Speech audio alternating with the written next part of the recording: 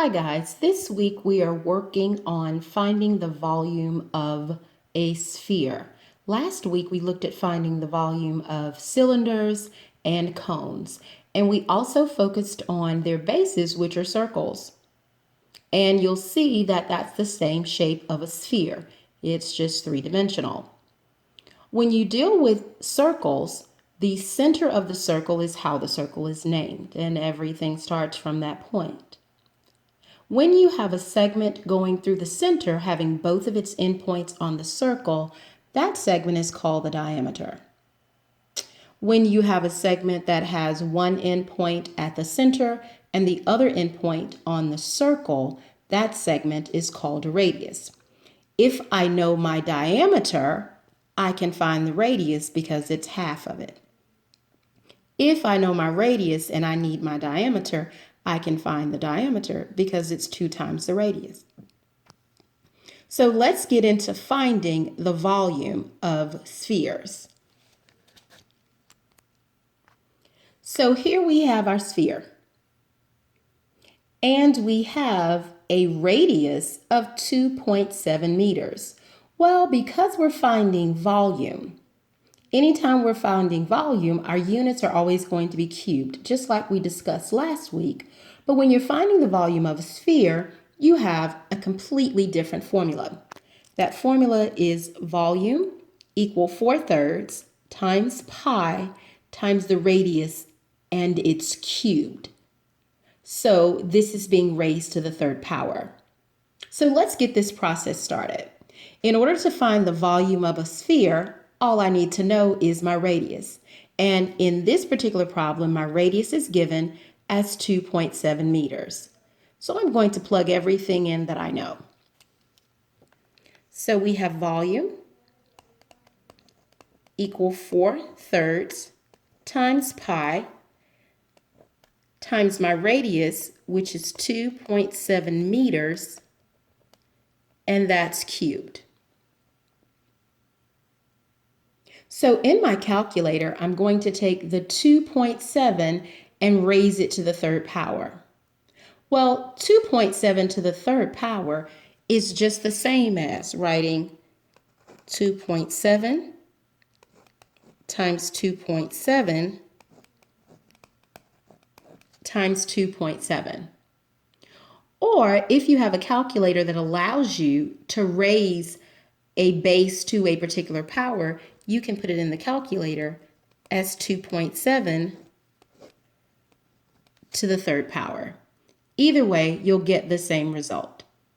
So here you're going to watch me do the work. So in my calculator, I'm going to take my radius,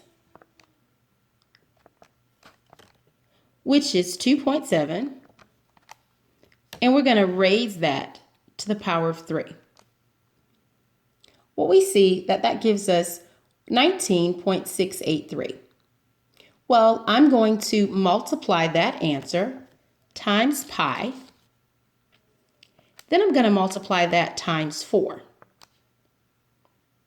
And now you'll see this long number in my calculator, but I'm not done.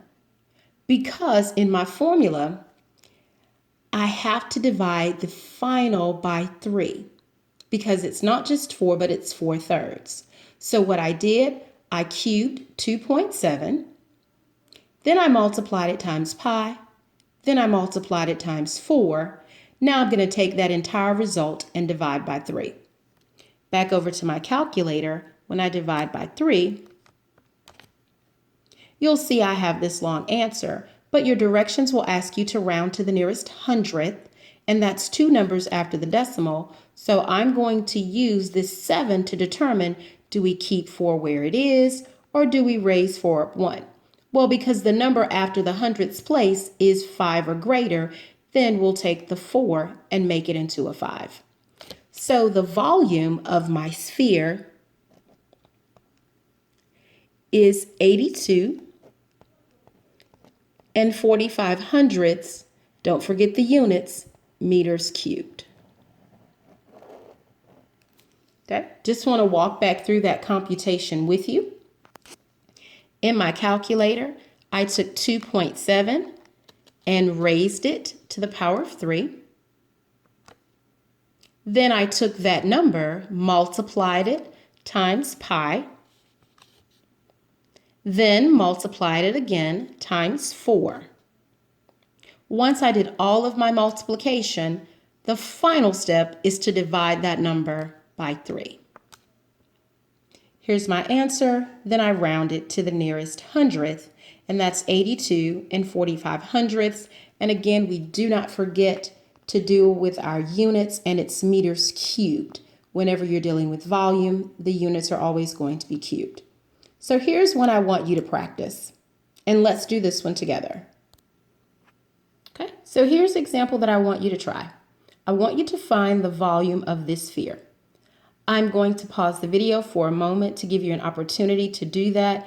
Again, here is the formula, and I'll write the formula under it so you can see the problem.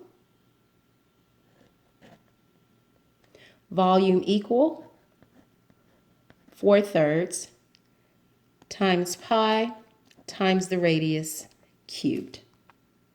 So I'll pause the video here, give you a moment to work this problem out.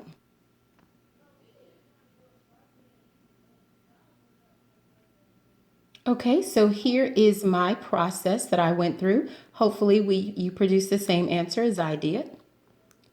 My formula is volume equal 4/3 times pi times radius cubed. My radius is 6 centimeters. Now remember, they gave you the diameter. But if we know the diameter, we can find the radius because the radius is half of that. So half of 12 centimeters is 6 centimeters. So my radius is 6 centimeters. So when I put that into the calculator and I cubed it, and I'm going to show you the calculations here. Let me show you exactly what I put in my calculator. So I have 6, and this is the key that I use when I'm raising a base to a power. So I have 6 to the 3rd power, and that gave me 216. So I'm going to take that number times pi times 4, and that's my multiplication. And now I'm going to take that number and divide by 3. Rounding my answer to the nearest hundredth. Remember, the hundredths place is the second place after the decimal. However, I need to use the number in the thousandths place to determine if that 7 stays the same or do we take it up a number. And that's based on this number right here. Because this number is 5 or greater, that means the 7 has to go up to an 8. So now that gives me a volume of 904 and 78 hundredths centimeters cubed.